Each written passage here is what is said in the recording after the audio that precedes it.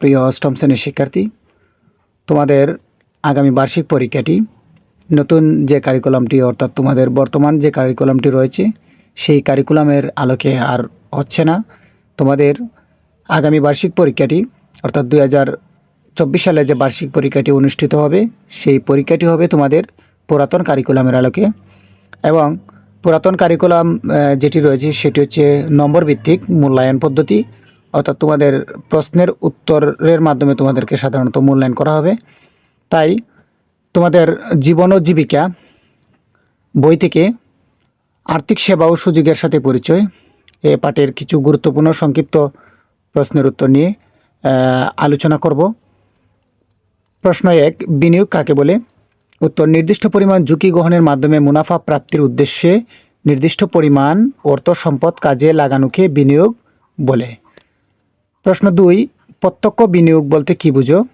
উত্তর, কোনো ব্যক্তি যখন নিজ দায়িত্বে বিনিয়োগ করে থাকেন তখন তাকে প্রত্যক্ষ বিনিয়োগ বলে। প্রশ্ন 3, পরোক্ষ বিনিয়োগ বলতে কী বুঝো? উত্তর, পরোক্ষ বিনিয়োগে যিনি অর্থ বিনিয়োগ করেন তিনি সরাসরি উক্ত অর্থের ব্যবহারের সঙ্গে জড়িত থাকেন না, অন্য কোনো ব্যক্তি বা প্রতিষ্ঠান উক্ত অর্থের ব্যবস্থাপনায় নিয়োজিত থাকে, তাকে পরোক্ষ বিনিয়োগ বলে। প্রশ্ন 4, চলতি আমানত কি বা কারেন্ট ডিপোজিট কি? উত্তর, চলতি আমানত হচ্ছে মূলত প্রতিষ্ঠানের নামে বা ব্যবসা বাণিজ্যে লেনদেনের উদ্দেশ্যে হিসাব খোলা হয়, তাকে চলতি আমানত বলে। প্রশ্ন 5, সঞ্চয়ী আমানত কাকে বলে?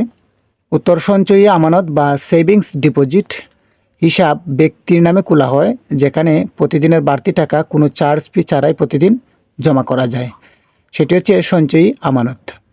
প্রশ্ন 6, মেয়াদি আমানত বা টার্ম ডিপোজিট কাকে বলে?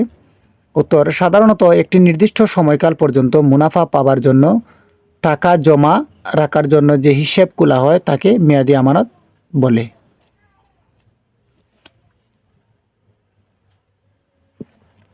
প্রশ্ন 7, বিশেষ ডিপোজিট স্কিম কি? উত্তর, প্রতি মাসে নির্দিষ্ট পরিমাণ অর্থ সঞ্চয় করে একটি নির্দিষ্ট সময় পর একসঙ্গে অনেক টাকা মুনাফা সহ পাওয়াকে বিশেষ ডিপোজিট স্কিম বলে। প্রশ্ন 8, চলমান ঋণ কি? উত্তর, সাধারণ ক্ষুদ্র ব্যবসায়ীদের একটি নির্দিষ্ট সময় সীমা পর্যন্ত ঋণ গ্রহণ ও পরিশোধ করাকে চলমান ঋণ বলে। প্রশ্ন 9, মেয়াদি ঋণ কাকে বলে? উত্তর, নির্দিষ্ট সময়ের জন্য যে ঋণ প্রদান করা হয় তাকে মেয়াদি ঋণ বলে।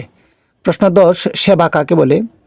উত্তর, ভোক্তা বা গ্রাহকের প্রয়োজন ও চাহিদা পূরণে সক্ষম কোনো কাজ বা সুবিধা দেওয়াই হলো সেবা। অর্থাৎ এই পাঠ থেকে তোমাদের জন্য 10টি গুরুত্বপূর্ণ সংক্ষিপ্ত প্রশ্নের উত্তর বাছাই করা হয়েছে। ধন্যবাদ সম্পূর্ণ ভিডিওটি দেখার জন্য। আগামী পর্বে তোমাদের এই পাঠ থেকে গুরুত্বপূর্ণ রচনামূলক প্রশ্ন নিয়ে আলোচনা করব।